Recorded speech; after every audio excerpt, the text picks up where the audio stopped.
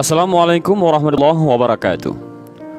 Memasuki alam kubur merupakan fase pertama setelah seseorang mengalami kematian. Sebuah alam baru yang disebut alam barzah dan dianggap paling menakutkan saat pertama kali kita terbangun atau sadar bahwa kita telah mati.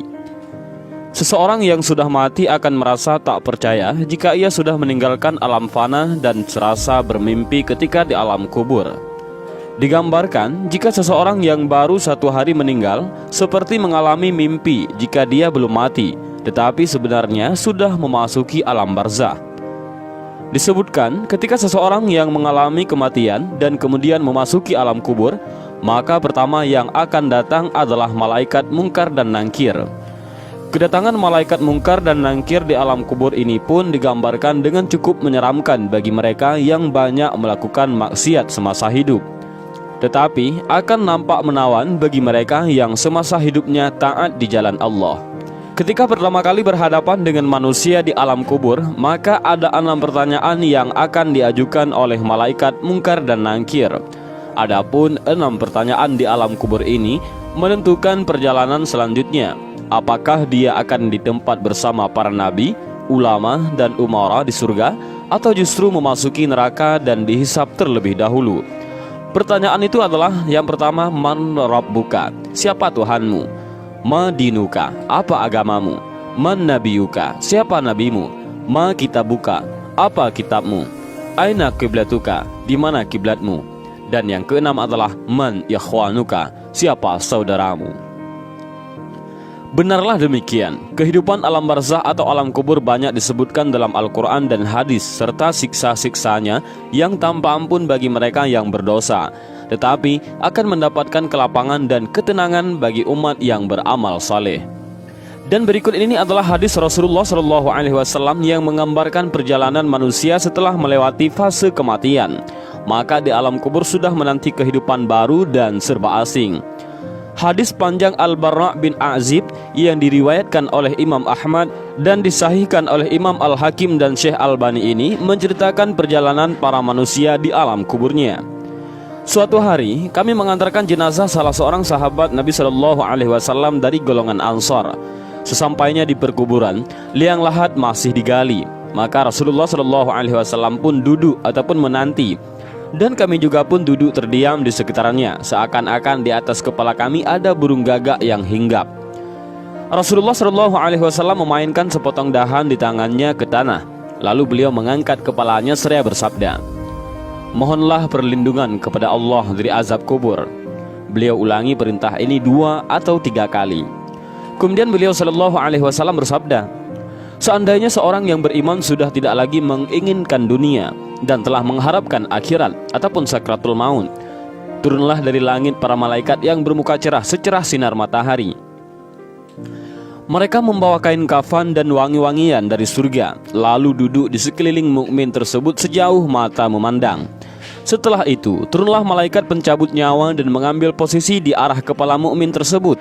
Malaikat pencabut nyawa itu berkata, 'Wahai nyawa yang mulia, keluarlah engkau untuk menjemput ampunan Allah dan keridhaannya.' Maka nyawa itu dengan mudahnya keluar dari tubuh mukmin tersebut seperti lancarnya air yang mengalir dari mulut sebuah kendil. Lalu nyawa tersebut diambil oleh malaikat pencabut nyawa dan dalam sekejap mata diserahkan kepada para malaikat yang berwajah cerah tadi, lalu dibungkus dengan kafan surga dan diberi wangi-wangian darinya pula, hingga terciumlah bau harum seharum wangi-wangian yang paling harum di muka bumi. Kemudian nyawa yang telah dikafani itu diangkat ke langit. Setiap melewati sekelompok malaikat di langit, mereka bertanya, 'Nyawa siapakah yang amat mulia itu?' 'Ini adalah nyawa Fulan bin Fulan,' jawab para malaikat yang mengawalnya dengan menyebutkan namanya yang terbaik ketika di dunia. Sesampainya di langit dunia, mereka meminta izin untuk memasukinya, lalu diizinkan. Maka seluruh malaikat yang ada di langit itu ikut mengantarnya menuju langit berikutnya, hingga mereka sampai di langit ke-7. Di sanalah Allah berfirman, 'Tulislah nama hambaku ini dalam kitab Illiyin, lalu kembalikanlah ia ke jasadnya di bumi. Karena dirinya lah aku ciptakan mereka para manusia, dan kepadanya lah aku akan kembali, serta darinya lah mereka akan kubangkitkan.' Lalu nyawa tersebut dikembalikan ke jasadnya di dunia. Lantas datanglah dua orang malaikat yang memerintahkannya untuk duduk. Mereka berdua bertanya, "Siapakah Rabbmu?" "Rabbku adalah Allah," jawabnya. Mereka berdua kembali bertanya, "Apakah agamamu?" "Agamaku Islam," sahutnya. Mereka berdua bertanya lagi, "Siapakah orang yang telah diutus untuk kalian?" "Beliau adalah Rasulullah Shallallahu Alaihi Wasallam," jawabnya. "Dari mana engkau tahu?" tanya mereka berdua. "Aku membaca Al-Quran, lalu aku mengimaninya dan mempercayainya." Tiba-tiba terdengarlah suara dari langit yang menyeru, "Jawaban hambaku benar, maka hemparkanlah surga baginya, berilah dia pakaian darinya, lalu bukakanlah pintu ke arahnya." Maka menghembuslah angin segar dan harumnya surga memasuki kuburannya, lalu kuburannya diluaskan sepanjang mata memandang. Saat itu datanglah seorang pemuda asing yang amat tampan memakai pakaian yang sangat indah dan berbau harum sekali, seraya berkata, "Bergembiralah, inilah hari yang telah dijanjikan dulu bagimu." Mukmin tadi bertanya, "Siapakah engkau?" "Wajahmu menandakan kebaikan." "Aku adalah amal solehmu," jawabnya. Si mukmin tadi pun berkata, "Wahai Rabbku, segerakanlah datangnya hari kiamat, karena aku ingin bertemu dengan keluarga dan hartaku." Adapun orang kafir, di saat dia dalam keadaan tidak mengharapkan akhirat dan masih menginginkan dunia, turunlah dari langit malaikat yang bermuka hitam sambil membawa kain mori kasar. Lalu mereka duduk di sekelilingnya.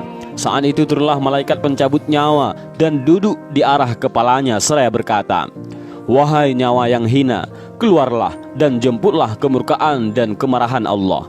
Maka nyawa orang kafir tadi berlarian di sekujur tubuhnya. Maka malaikat pencabut nyawa tadi mencabut nyawa tersebut dengan paksa, sebagaimana seseorang yang menarik besi beruji yang menempel di kapas basah.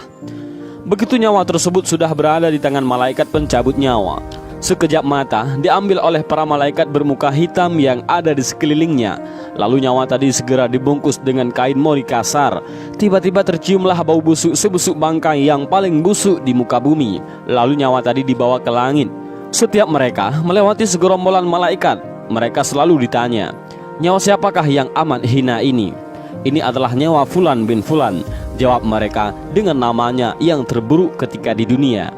Sesampainya di langit dunia, mereka minta izin untuk memasukinya, namun tidak diizinkan. Rasulullah Shallallahu Alaihi Wasallam membacakan firman Allah Subhanahu Wa Taala, "Tidak akan dibukakan bagi mereka, orang-orang kafir, pintu-pintu langit, dan mereka tidak akan masuk surga sampai seandainya unta bisa memasuki lubang jarum sekalipun." Al-Quran Surah Al-A'raf ayat 40.